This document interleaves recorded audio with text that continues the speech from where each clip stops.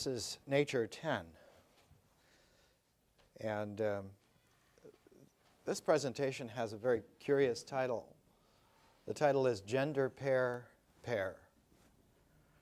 And it's rather reminiscent of the name of our species, which is not just Homo sapiens, but Homo sapiens sapiens. Sapiens, sapientiae, means wisdom. Wisdom man, but our species is named wisdom man. It's doubled because of a very odd characteristic.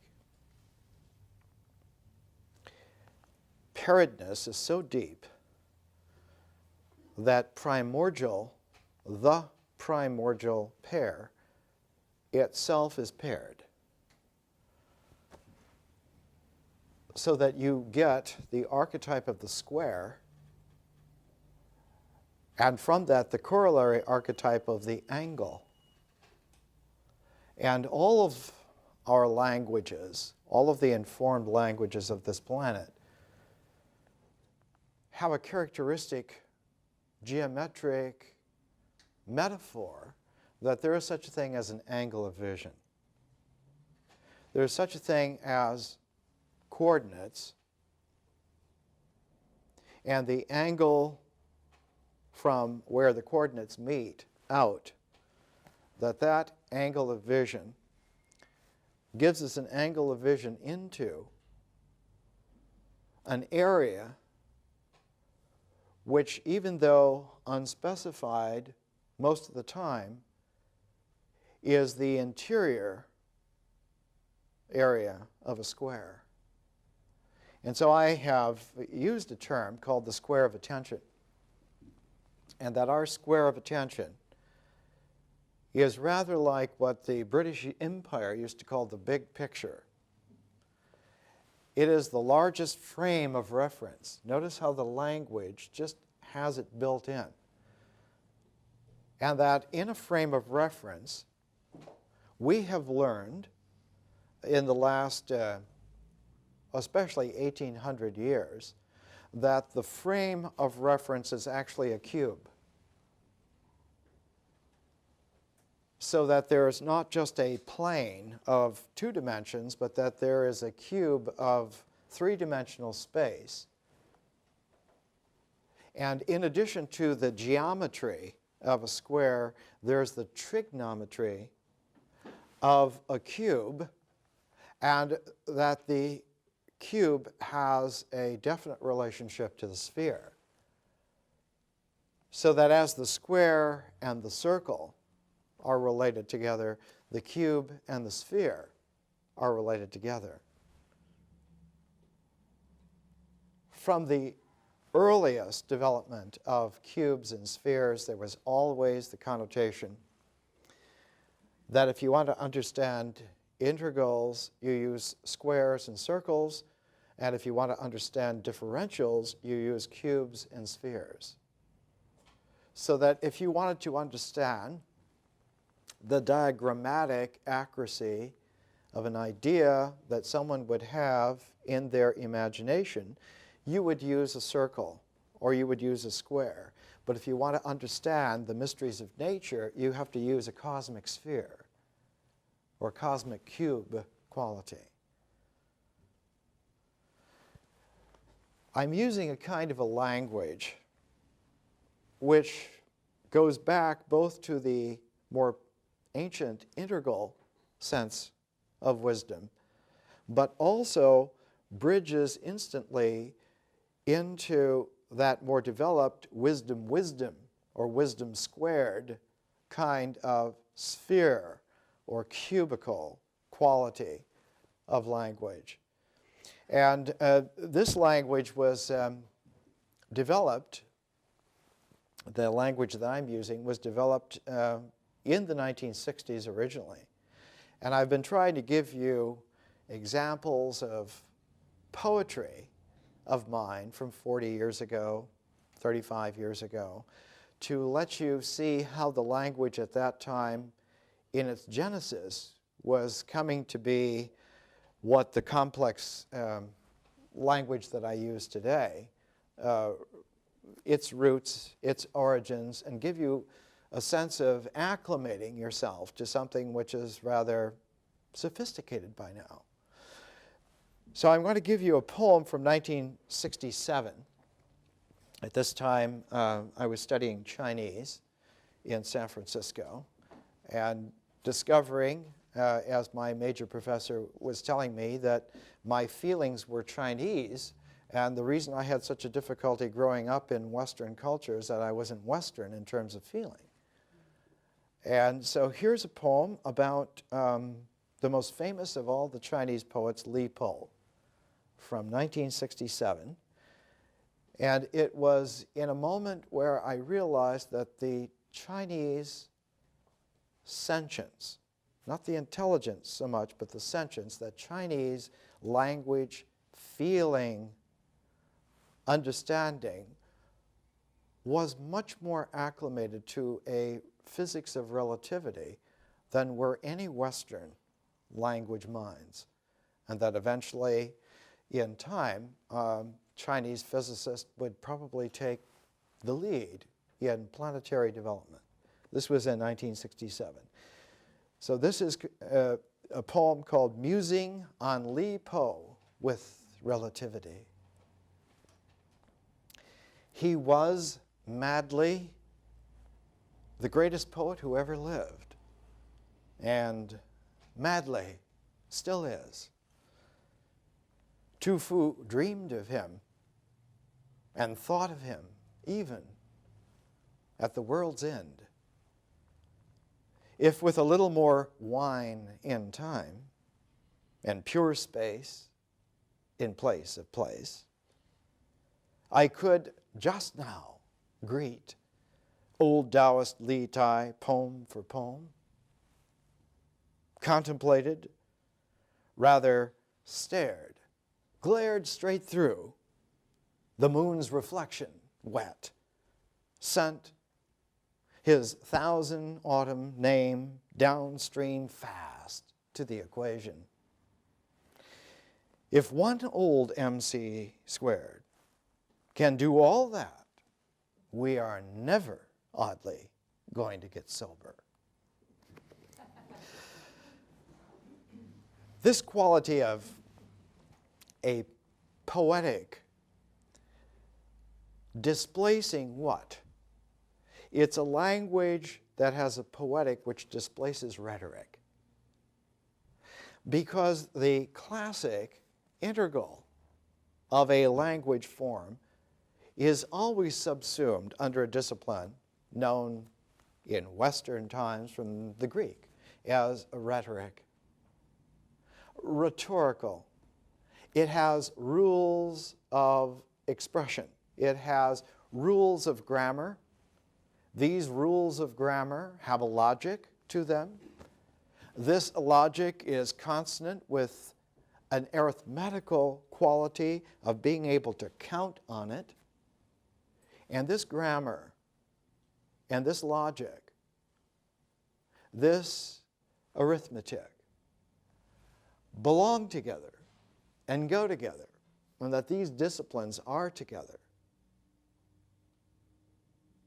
But in addition to that, it was recognized that there are other disciplines that are related to them, but that they are transforms of these, that the language of grammar and logic and arithmetic are good for squares and circles, but you have to develop them in order to deal with spheres and cubes. And so the development of arithmetic goes into geometry.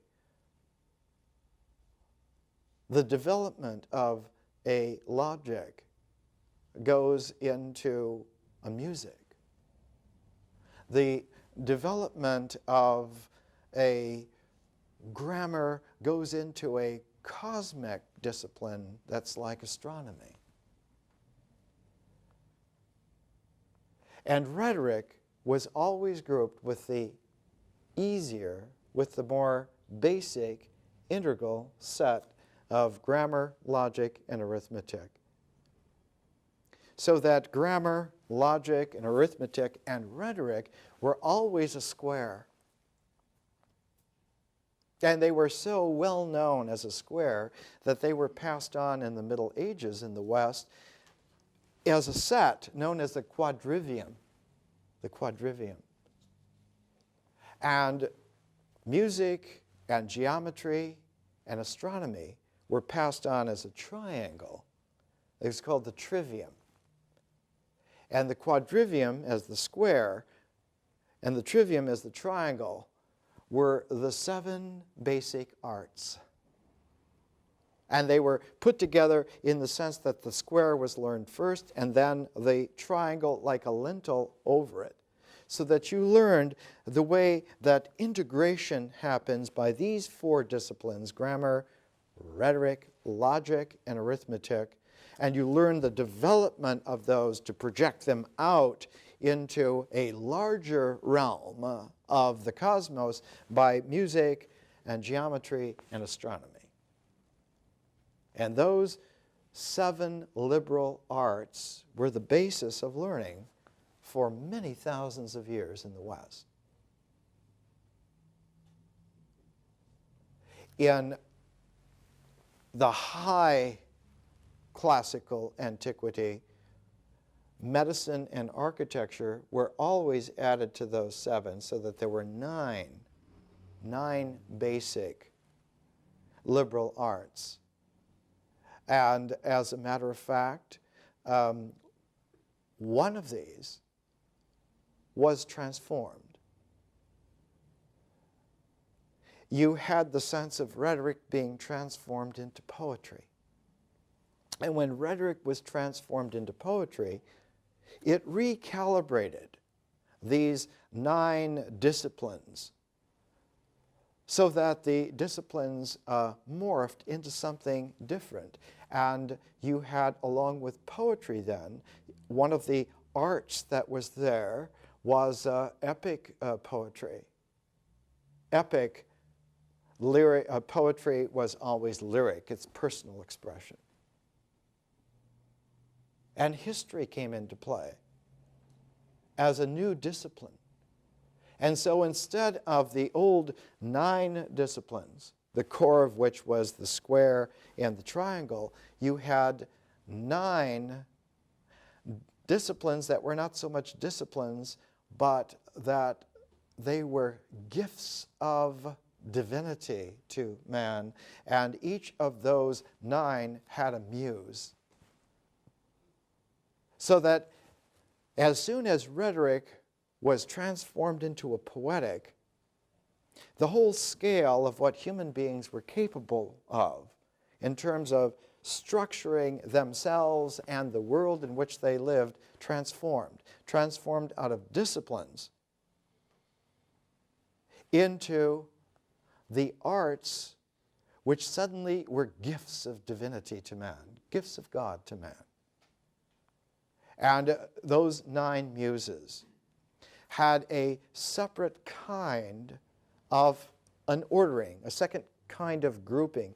Those 9 muses were grouped together and made a perfect 10 because there was not so much a leader, but that there was a central zenith towards which all 9 of those developments led. And that 10th, the 9 muses were gathered together by a 10th, and that 10th was Apollo.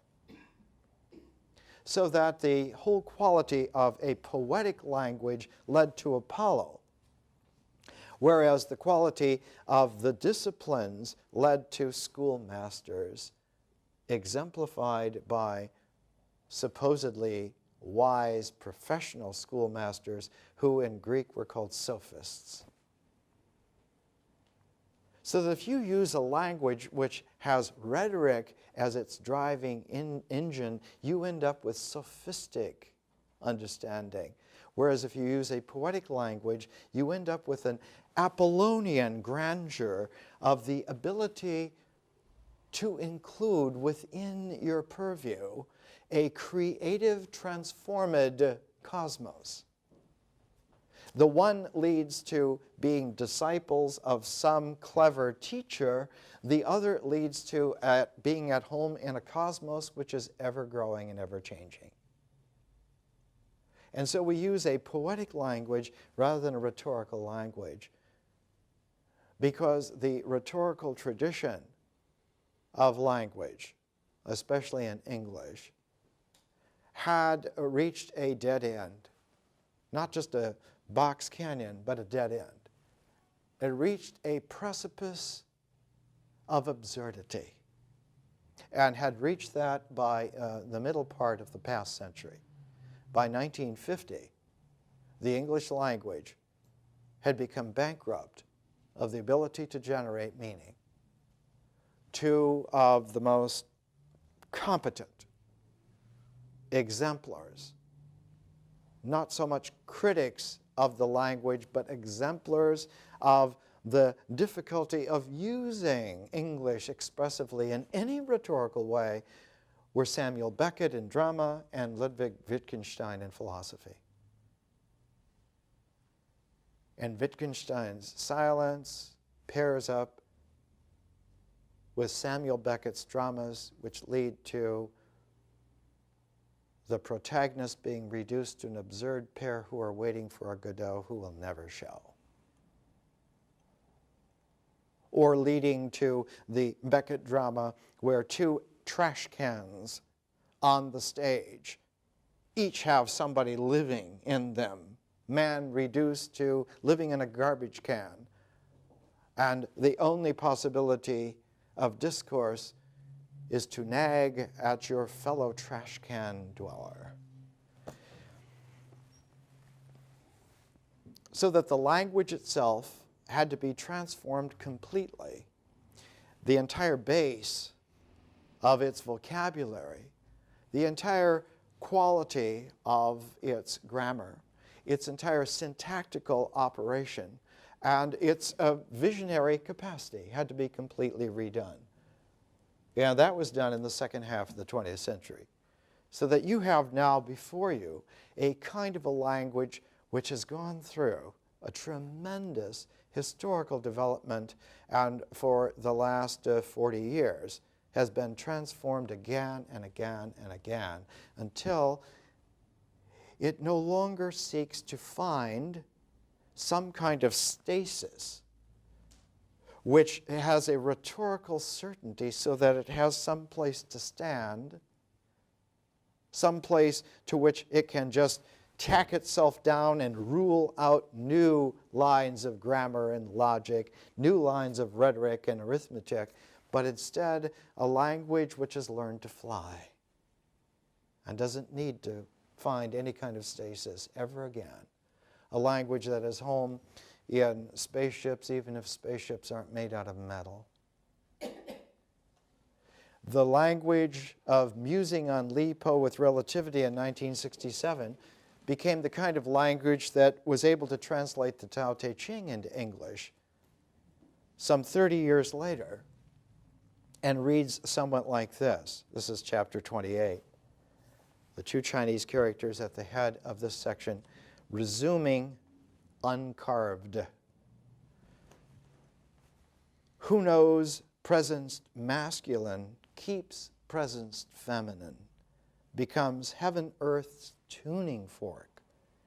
Being heaven-earth's tuning fork, eternal Te, not left, returns, goes to beginnings.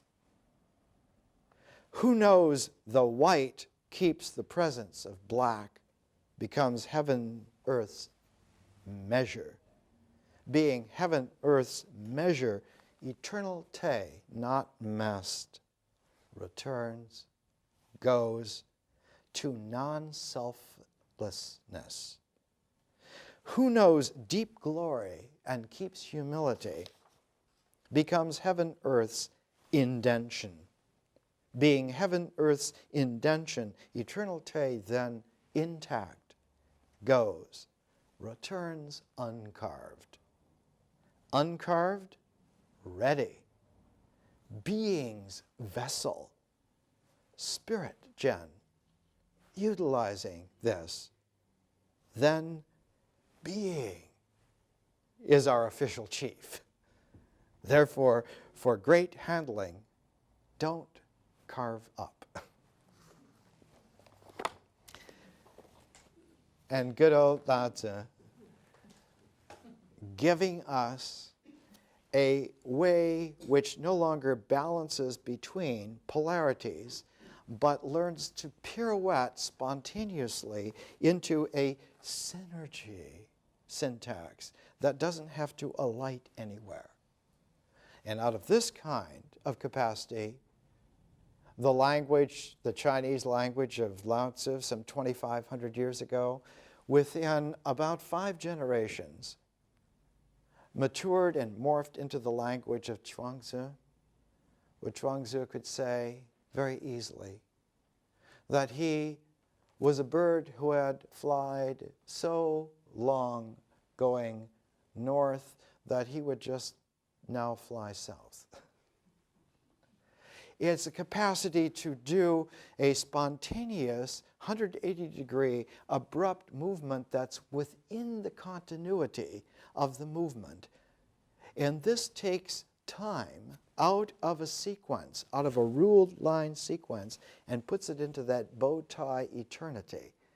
So that by the time of Chuangzi, some 2,300 years ago, 2,350 years ago, the Chinese language got a syntax of pirouetting freedom within which to express any kind of transformation, any kind of morphing that was possible, all the differentials and all the integrals. Compared to this, the English language was not able to do this until the time of Shakespeare, some 400 years ago. So that Chinese, as a language, over 2,000 years of history, of development, long before English was able to do this kind of high Dharma acrobatic.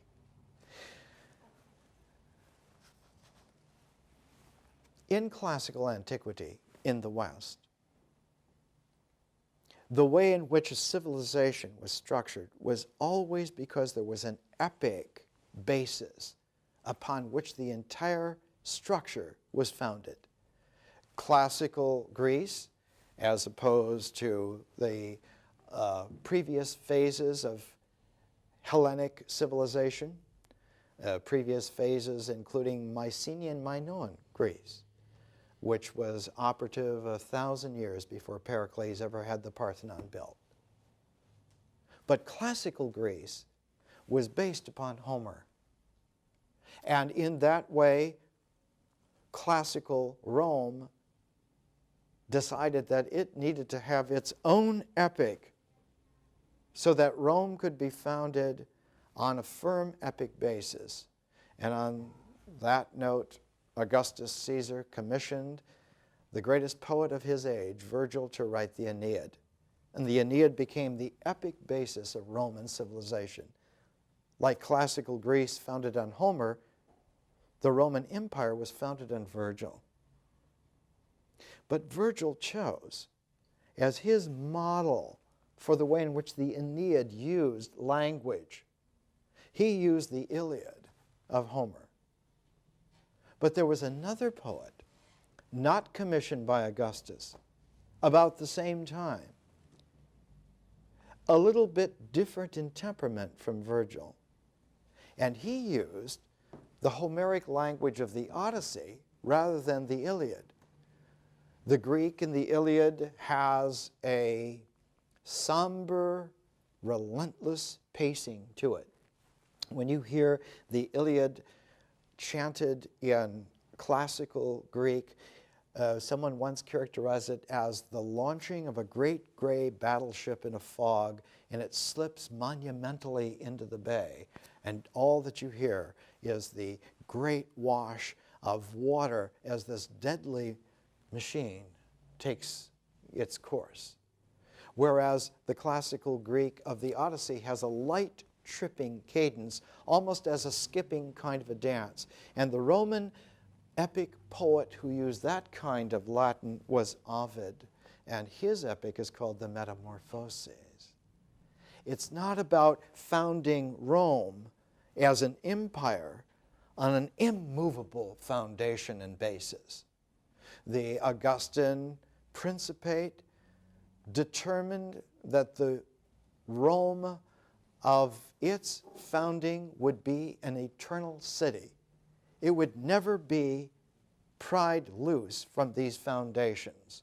And Rome today is still called the Eternal City. The Roman Empire is still intact. In the minds of more than 1 billion people, the Roman Empire is still operating exactly the way that it was planned 2,000 years ago. Exactly the same way. But whereas Virgil was enshrined with approval by the Roman state, Ovid was sent into exile. He was sent to the farthest, bleakest post in the Roman Empire, to the far reaches of the Black Sea, and he was never allowed to set foot into Roman Empire territory again. And the mystery of Ovid's exile haunted scholars for 2,000 years. Why was he sent there? Did he write some kind of a poem about the sexual shenanigans of Augustus's daughter? Something far more serious. He challenged the Virgilian epic basis of the Roman Empire by writing an epic that chose change rather than eternal solidity as the model upon which human beings could trust their development. And when you look at the Metamorphoses of Ovid, most people, most students, most litterateurs read the first 14, 15 books, but they hardly ever come to the close of the epic. And at the very end, Ovid shows his hand. At the very end of the Metamorphoses, in the last book, the 15th book, you find a long section on the Doctrines of Pythagoras. Pythagoras, who was the great Greek genius who took exception to the Homeric basis upon which classical Greek civilization, Periclean Athens, was founded. Pythagoras was not an Athenian. He was not interested in the Acropolis, in the Parthenon, in the Athenian norm of civilization. He had been born in the far Aegean island of Samos, and when he was mature, when he was developed, he went on a long quest to improve his wisdom, to take himself out of the ethos of the Greek language world. And he studied in Egypt for 22 years with the Heliopolis priests, where he learned the high Dharma, hieroglyphic ways of transforming thought far beyond what classical Greek was capable of. And after that, he went to Iran and studied in Persia for 11 years. And only after 33 years did Pythagoras return back. And by this time, he had so outgrown the Greek ethos that he could not stay in any kind of Greek territory. So he went to the wild west of 2,500 years ago. He went to southern Italy. And there, in primeval southern Italy, he founded a community of seekers who sought to understand the transformational mysteries summarized in one of the most puzzling of all of the Pythagorean maxims, that geometry was history. And that if you could understand the further developments, not stop with the geometry of a plane, not stop with the squares and the circles that were the supposed foundation of rhetorical integration that gave you the grammar, that gave you the logic, that gave you the arithmetic by which you could count this world out into portions so that man could rule along those lines, make those dots connect those dots into shapes which he controlled. Pythagoras showed that all of that is a hollow deck of cards as soon as you move into three-dimensional space. As soon as you move off the page from the square into the cube, as soon as you go outside the circle into the sphere, already with the three-dimensional context of space, feeling changes. It no longer is interested in cut-out shapes of identification by which to catalog feelings, but that feeling takes an intelligence which is much broader than any kinds of stamped-out squares or stamped-out circles, that man's feeling realms become indeed cosmic. And that feeling, instead of being some kind of accidental trigger correlation to promulgated shapes of logic and grammar and arithmetic and rhetoric, that language feeling tone freedom outstrips that capacity, lifts the words off the page into a dimension where feeling becomes so intelligent that we have a word for it. It's called sentience. Sentience. That feeling awareness can become so refined that it does not any longer need the rules of logic in order to be expressive. It now can sing to music. And when language has a capacity for musical presentation, the old rules of rhetoric give way and show themselves as being nothing more than building blocks for grade school children, and that human beings can very quickly mature so far beyond that, that they leave that whole childhood behind and enter into a maturity that's different from that. But old Ovid didn't leave well enough alone. Not only did he make the esoteric point of putting all the doctrines of Pythagoras at the end of the Metamorphoses, but he closed the entire epic with a couple of pages that cemented and made sure that he was going to at least be exiled, perhaps murdered.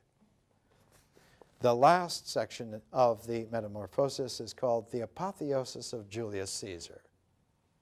The apotheosis is the making of a god, of raising man to a god, the making of the divinity of Julius Caesar, who was Augustus Caesar's uncle, who was the model upon which he built the Roman Empire. And it was Julius Caesar who first laid the technique, the strategies, the array of tactics that his nephew followed and succeeded where Julius Caesar had just begun to succeed. He was known as Divine Julius in the Augustan period. And because of this disclosure, Ovid was exiled, never to return to Rome. So it's always been dangerous in the West to teach the higher developments beyond the squares and circles of rhetorical and logical and grammatical and arithmetic confidence. And so schools today are all run on that basis, every single one of them. And only on those graduate levels, only on those higher levels, is one given a glimpse of the geometry, of the music, of the astronomy, and only rare individuals of the medicine and of the architecture. But those 9 all have vectors that lead not to a focus, but lead outward differentially to a wider realm that goes beyond the sphere, to a wider realm that is outside of the cube. And that is a thrice greatest background of unlimited freedom. And there is where the education of antiquity in the West went from Pythagoras on to that more cosmic realm, even beyond the spheres. That kind of education was discovered and rediscovered by men and women for about 2,500 years. Until now, at the beginning of the 21st century, you have an educational cycling that includes all of the integral. All of the logic is there, all of the grammar, all of the arithmetic, even the rhetoric is there. But it's there only as a step through which to go another step beyond, into that spherical, into that cubic quality. And even that is just a step, because that is there to let us take a third step, a step that's always been called beyond. And it's not a step off a flat world into nothingness, and it's not a step into some realm where the sphere ends and then we're going to be in chaos.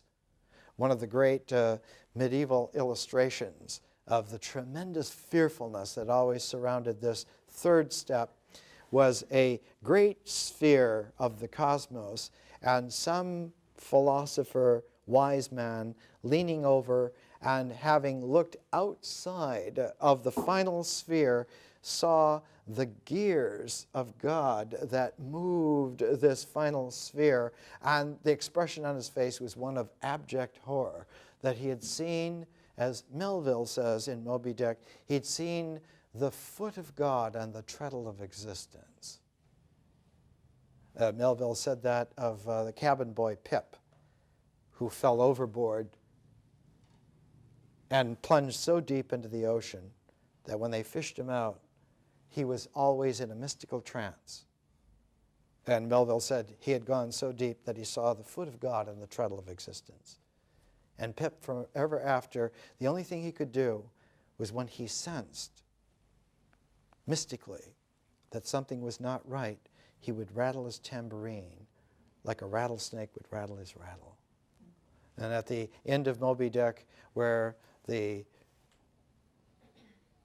push of Ahab to make sure that his vengeant line of geometry was going to rule the ocean, rule the mystery of life.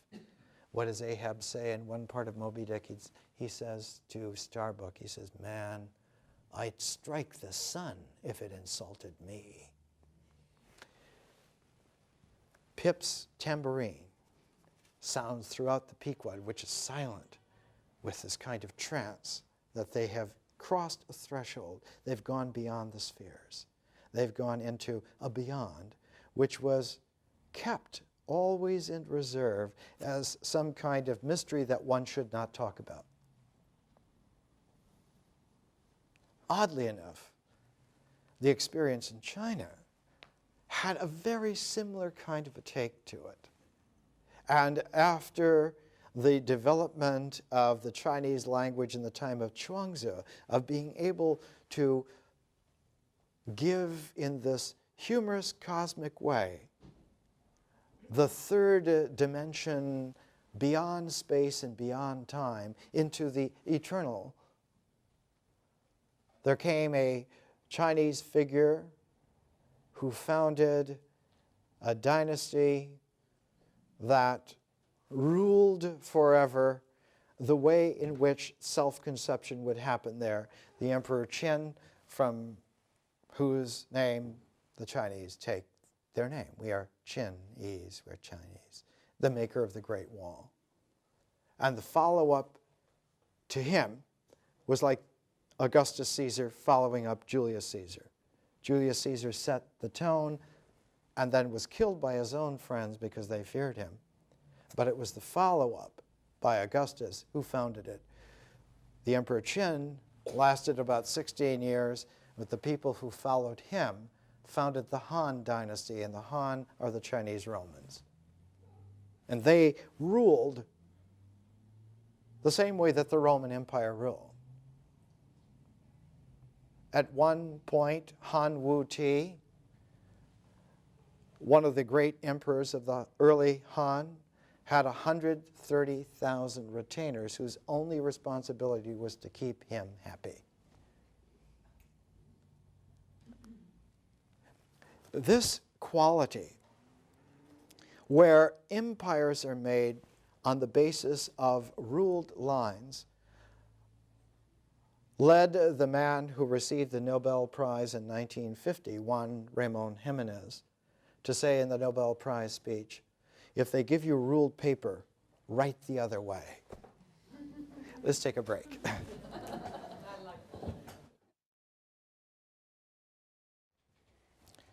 We mentioned Moby Dick, and we also mentioned the Odyssey. And in addition to the pace that we have in our education, and the pace is maintained by pairing books together.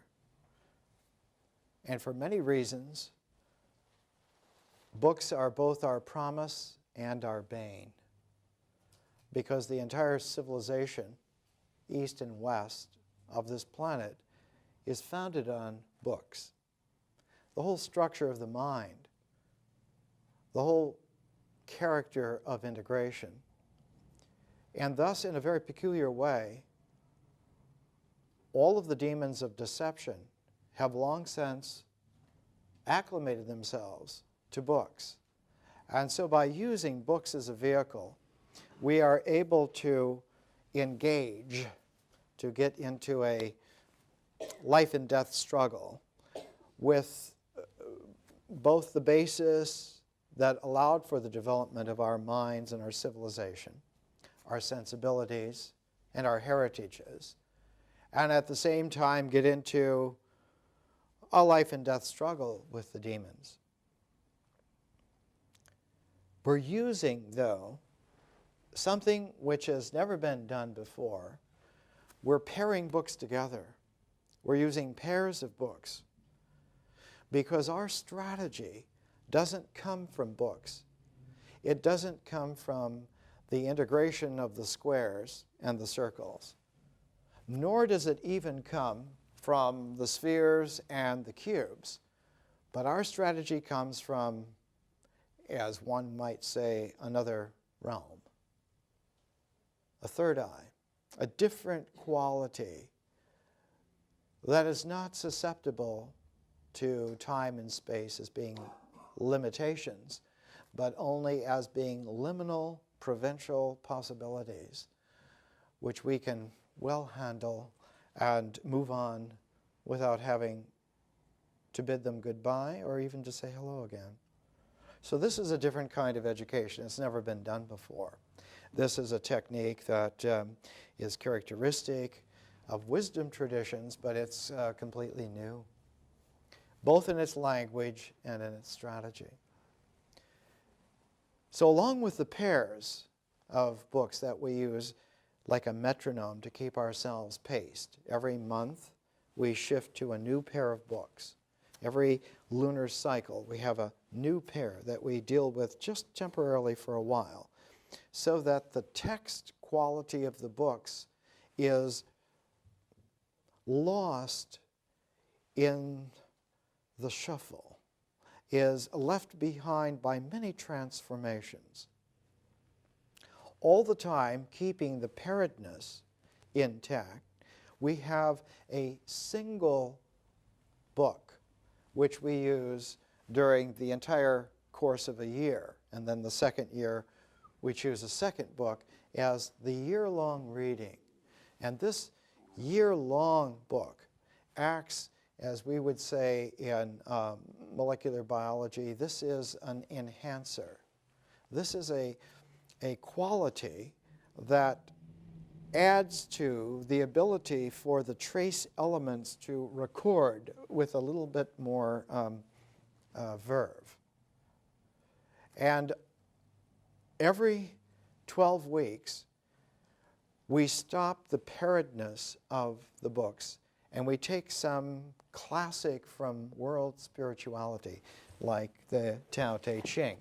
Yeah, I'm using my translation because it has an English language that interfaces with the entirety of the strategy of the course, as well as with the language used, a kind of a 21st century English. So that these books for the intervals are actually what are called, in scientific parlance, buffers.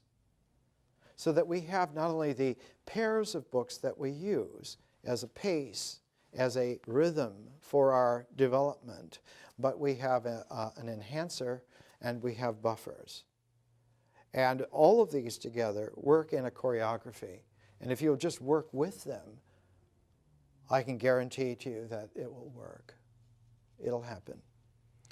One of the things about these enhancers is not to read them all at once, but to portion out, to distribute the way in which the reading experience of these enhancers, these year-long journeys, these quests for an entirety of a cycle, and to just read 5 or 6 pages a week, to distribute this kind of reading patiently changes the way in which these books function. It allows for the enhancer function through this methodical snowshoe distribution to change the way in which our attentiveness happens. Now, for the readings in Moby Dick this week, the readings are in a section called The Masthead. And just to give you a taste of those who are reading Moby Dick, the core, the 2 or 3 paragraphs in this chapter of Moby Dick, The Masthead, big old sailing ships had these tall masts, and at the top of the tallest mast was a lookout, and that was called the masthead. And it was from this highest point on the ship that lookouts were kept. In this case, in Moby Dick, lookouts to look for the whales. And often it was a young crewman who was sent aloft. And Melville writes this way: "Very often do captains of such ships take those absent-minded young philosophers to task, upbraiding them with not feeling sufficient interest in the voyage, half hinting that they are so hopelessly lost to all honorable ambition, as that in their secret souls they would rather not see whales than otherwise. But all in vain. Those young Platonists have a notion that their vision is imperfect.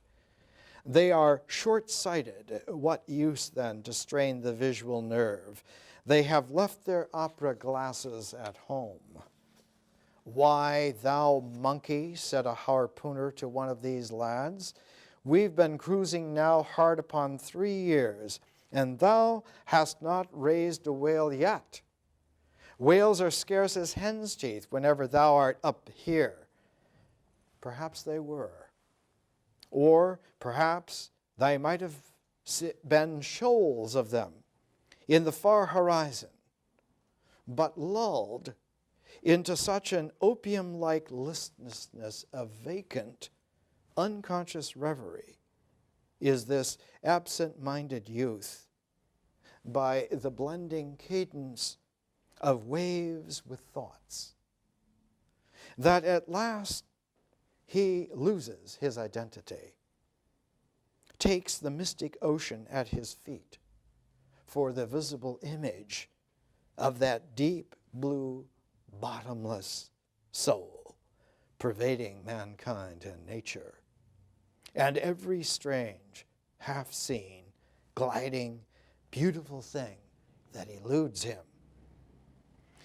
Every dimly discovered uprising fin of some undiscernible form seems to him the embodiment of those elusive thoughts that only people the soul by continually flitting through it in this enchanted mood. Thy spirit ebbs away to whence it came, becomes diffused through time and space. like Wycliffe's sprinkled pantheistic ashes, forming at last a part of every shore the round globe over. There is no life in thee now, except that rocking life imparted by the gently rolling ship, borrowed from the sea, and by the sea from the inscrutable tides of God. But while this sleep, this dream is on ye, move your foot or hand an inch, slip your hold at all, and your identity comes back in horror. Over Descartian vortices you hover, and perhaps at midday in the fairest weather, with one half-throttled shriek you drop through that transparent air into the summer sea, no more to rise forever. Heed it well, ye pantheists. So that not only can you go off the page, you can go off the globe into a transcendental nowhere. We used to call that, courtesy of the old Greek bias, chaos. And there was nothing more fearful than chaos. Chaos was exactly the polar opposite of order. With order, you had the plane whereupon stamped shapes of grammar and logic and arithmetic and rhetoric could make a stable certainty, the square upon which you could build, you could found. And yes, through our ingenuity, one could raise great structures on such a secure and certain basis. But what of the thin air? Thin air is where the demons lived. At the beginning of one of the films that we use in the education, The Right Stuff, the jet pilot narrator says that the jet pilots went up in the early days trying to break the sound barrier, not from the challenge of technology, but through the challenge of confronting the demon who lived out there in the pure air at the speed of sound. And when the sound barrier was broken, it was understood that the demon lived at even faster speeds. And in the film, there's a great showing. Philippe Kaufman, the director, has a sequence where Sam Shepard, who's playing Chuck Yeager, is finally in a jet plane that's able to go more than Mach 2.5.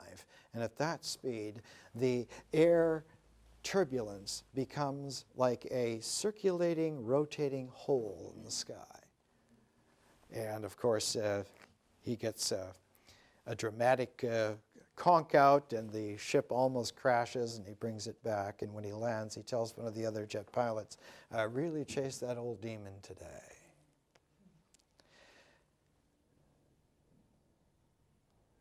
Those holes at Mach 3 in the sky are real. They're not just artifacts of some kind of projection, but they occur because of a confluence of hyperphenomenon where time and space are contorted, but it's nothing compared to leaving the sky behind, of going so far outside of the sphere of the planet that one leaves the atmosphere altogether. And the first jet pilot to do that, his name was Edward White. He did the first EVA, extravehicular activity. And when he went outside of his Gemini space capsule, he was shown on camera, held by James McDivitt from inside the Gemini capsule. He went out, and as he went out, the sun light was so strong that it brought the gold tinting into his faceplate. And so this solid gold mask of a man looking for the first time outside the entire globe of the sky. they had to pull him back in. Because when he looked, the life support systems were on an umbilical cord that was also coated with gold. And this gold umbilical cord went into the Gemini space capsule. And when White was out there, he was the first man to hold up his hand and eclipse the entire planet with his hand. And he looked into the endless, not the horrific void. He didn't go mad or crazy. He was struck by the mystic beauty of reality, and he refused to go back in. He had been born physically into eternity. And all of the commands from Houston were of no avail. McDivitt had to physically pull him back in and cram him back into his seat. NASA struck all of this off from the transcripts. This is a report from a personal friend of White's. Our capacity to patiently learn until we learn to learn, and having learned to learn, our transform becomes accelerated. And once we have learned to learn, we're no longer wise, but we're wise about being wise. And we begin not to look back for certainty upon our foundations, but to look forward to possibilities.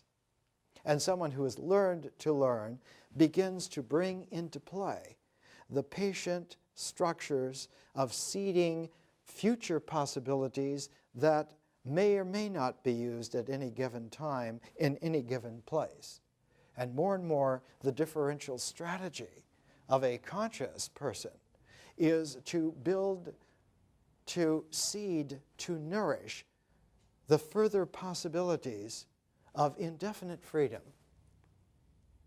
And this is why spiritual persons are free. They're not free to have choices. They are free beyond the constraints of choice itself.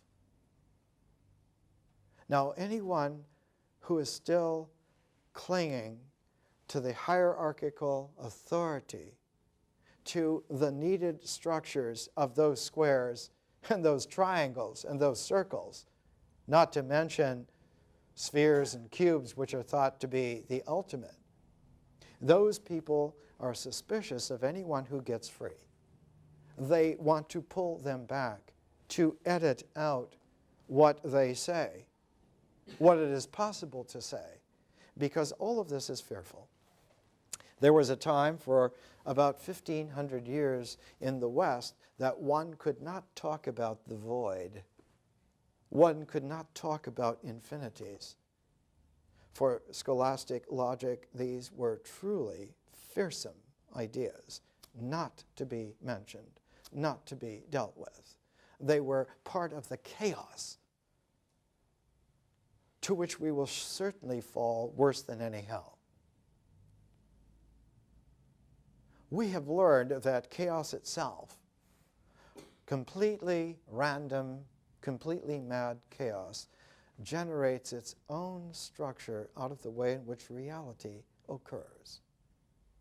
It occurs with pairs as double attractors and generates an infinity sign overlay, especially in the most wild, random chaos, so that reality operates beyond the rational in the so-called irrational.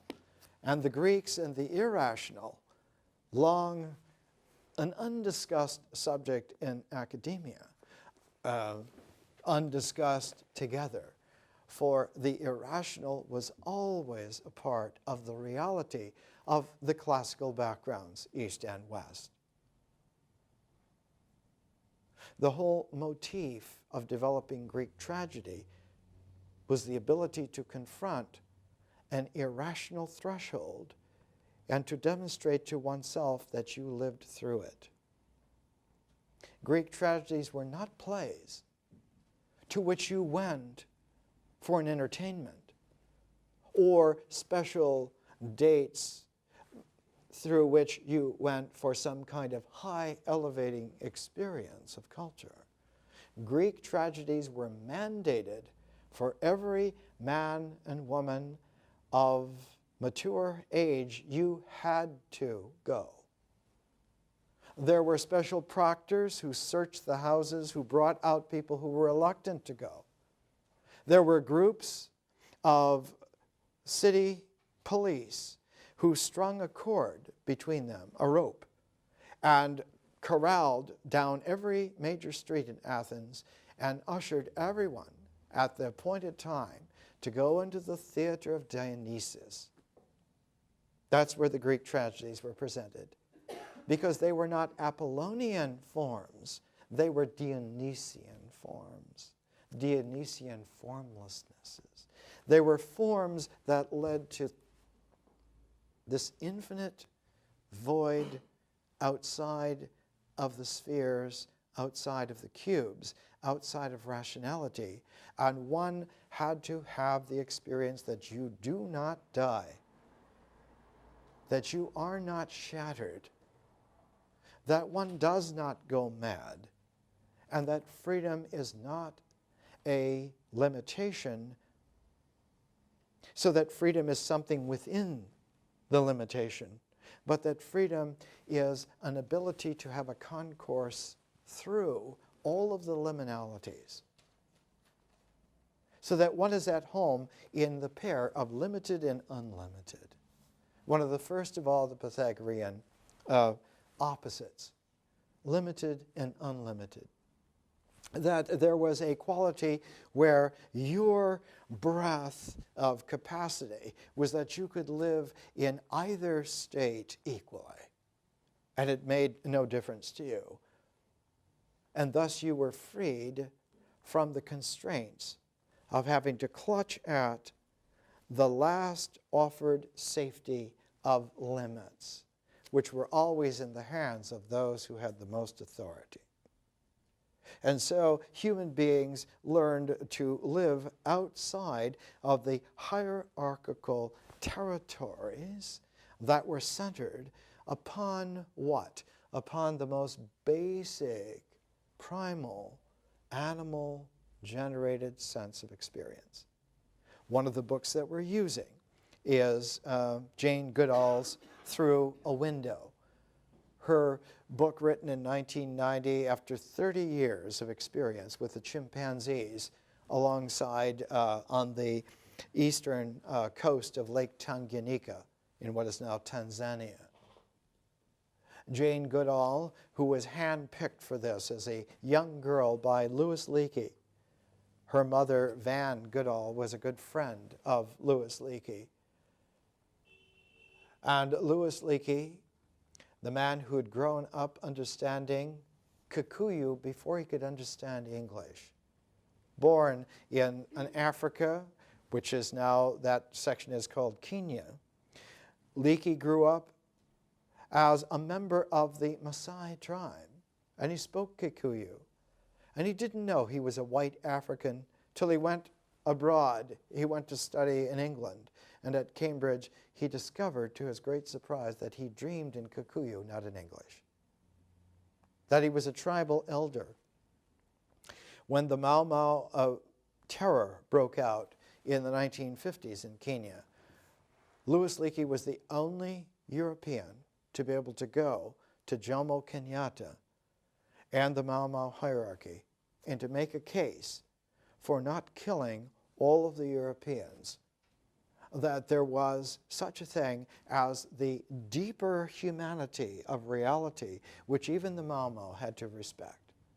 And Louis Leakey, in the sense of being a free man, that the unlimited as well as the limited was at home to him, was the first human being on the planet to be able to envision the characteristic sentience of beings who did not belong to our species.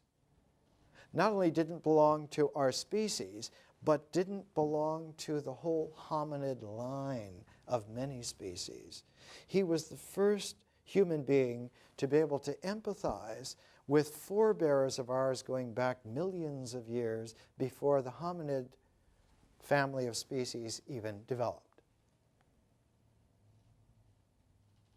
His angle of vision was held by the way in which stones can be paired, that you can take by a selection out of nature a certain kind of a pair of stones, and that you can use the one to pressure flake off the other in such a way as to generate a cutting edge on the second stone and to make a primordial scraper, something which primates learned to do about 10 million years ago. And Leakey learned to do that. He was the first man to make stone tools, to make Paleolithic tools perfectly.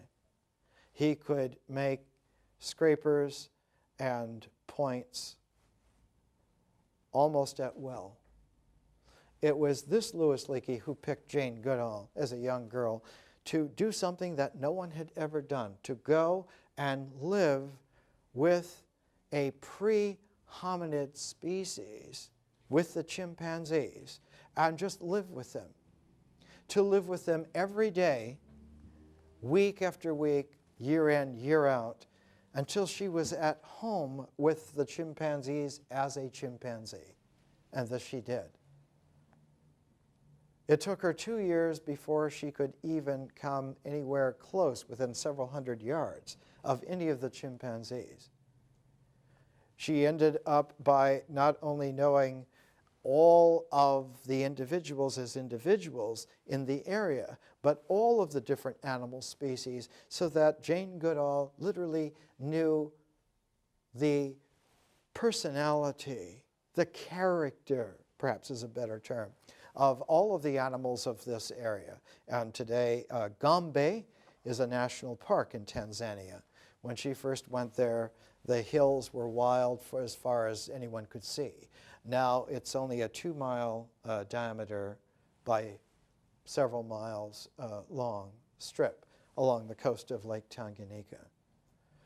Her scientific work is published by Harvard University Press, The Chimpanzees of Gombe, Patterns of Behavior.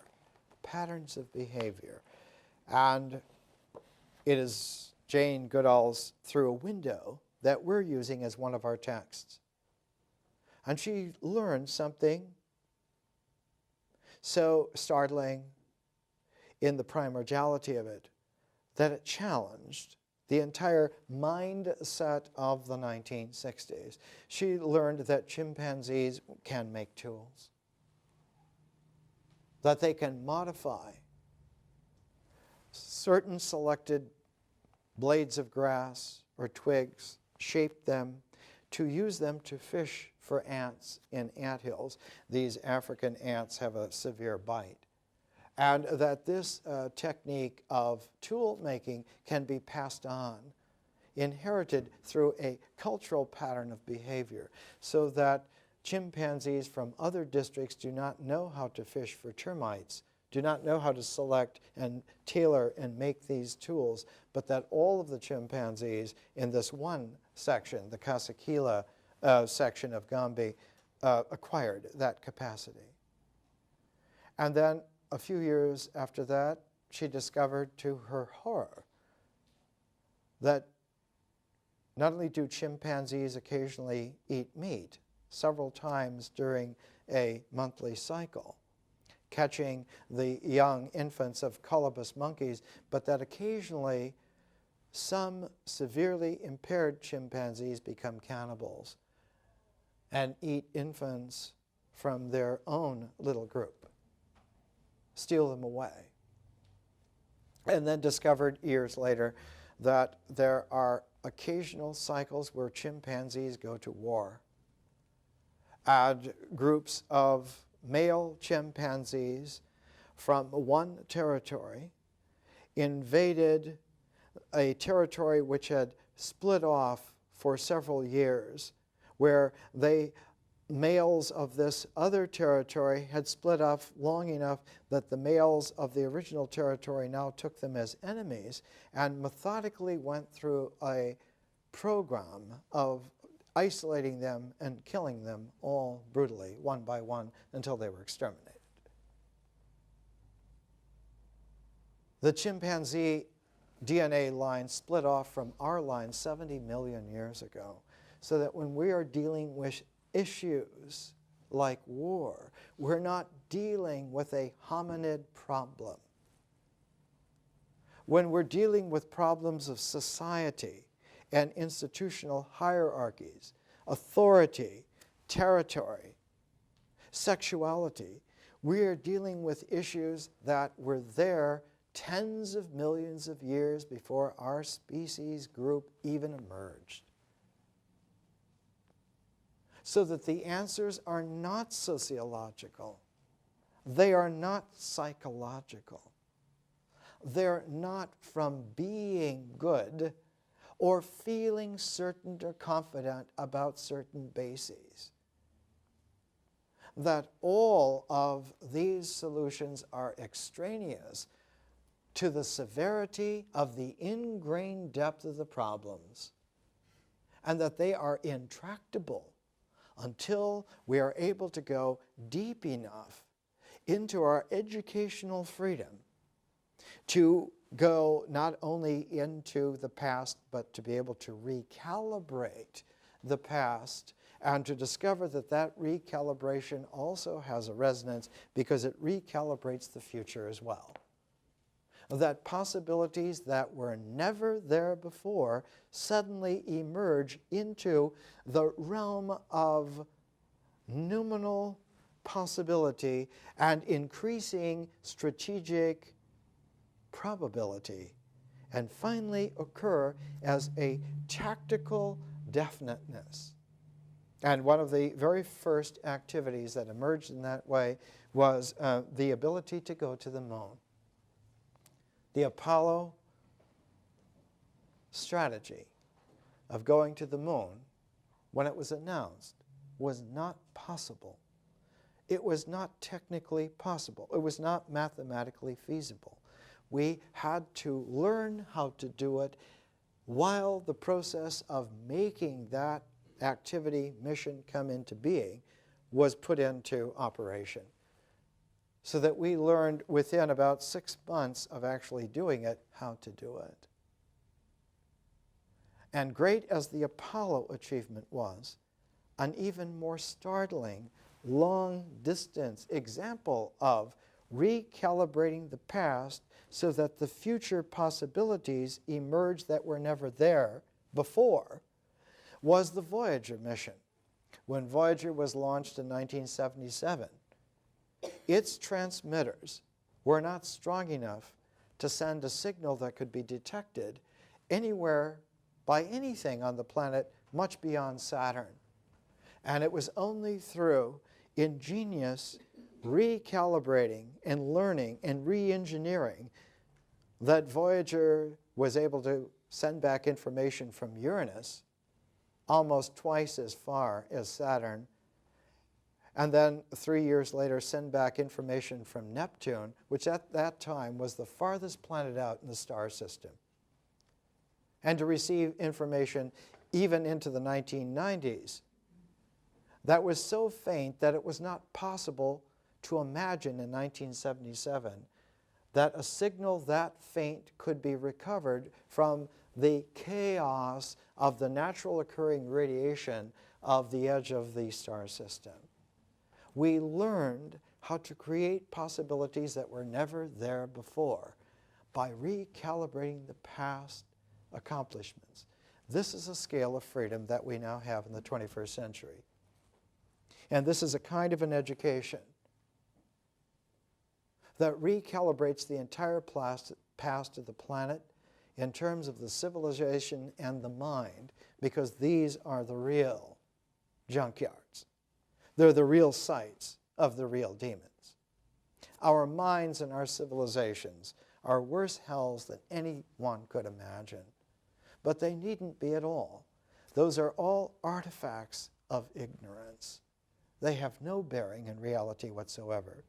Not only do the demons get vanquished so that they do not leave sooty trails of being vaporized. They don't leave any impress on existence at all. And in that sense, the old way of talking about them is true. They are illusions. As long as we are kept into an optical ignorance where those illusions have identity and correlate with the angles of vision that we limit ourselves to, those hells are real. And so the activity of this kind of education is to free forever our capacities so that we do not have to stay in those terrific horizons of suffering. We can not only literally engineer ourselves out, but engineer ourselves out permanently. We never again need to do that. Now this kind of activity, this kind of use of language to rise above the squares of the page, to rise above the circles of endless cycles without end, is characteristic of the way in which Chinese as a language transformed in the early Tang dynasty. Tang Chinese was a monumental transform of the Chinese language, and thus Tang poetry was for almost 1,000 years the high water mark of the way in which expressive differential consciousness was able to style a lyrical, personal relationality with a cosmic unlimitedness.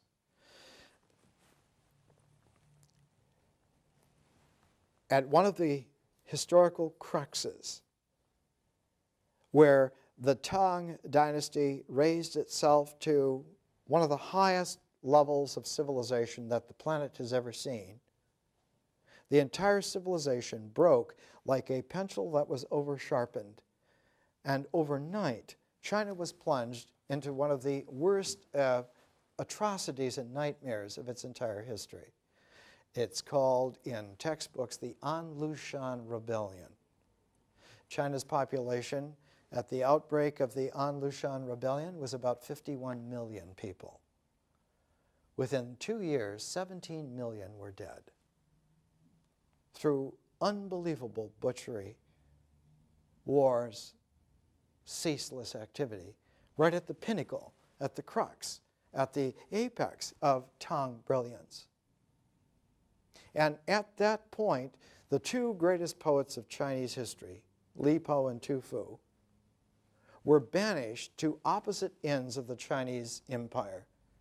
Tu Fu was banished to the farthest north, what today is Manchuria, and Li Po was banished to the farthest south, almost down by Hainan Island, where there are monkeys and jungles. Tu Fu wrote a pair of poems. Both of them have the same title, Manglibo, Dreaming of Li Po, from the ends of the world. And this is one of those poems I translated about 30 years ago. Dreaming of Li Po by Tu Fu. Death partings always cease sobbing. Life partings anguish again and again. Qiangnan, swampy, coffin country, exiled man, sealed, no news. Old friend, entering my dreaming, marking clear where my thinking is. How you are in legal fetters. How then these feather wings? No fear, your living spirit, for distances of unknown road. Your spirit comes through maple meadow light. Your spirit goes through mountain pass dark.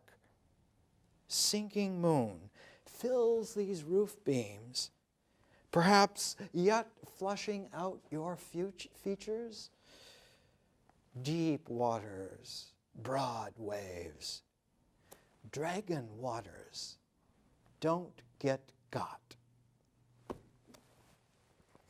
So 1,300 years ago, that's the way one of the world's greatest writers characterized the freedom of beyond the spheredness can be personal, but that still doesn't change the ability for regressive, deceptive tyrannies to wipe out every single context, every single development, and to leave a gray horizon of ruin that looks very much like a Yves Tanguy surrealistic painting. And yet, and especially yet, we have learned that one of the characteristics of reality is that it does not begin counting from 1. It counts from 0. And that as 1 can collapse back into 0, when 0 collapses, it reemerges as 1 every single time. You can count on that. More next week.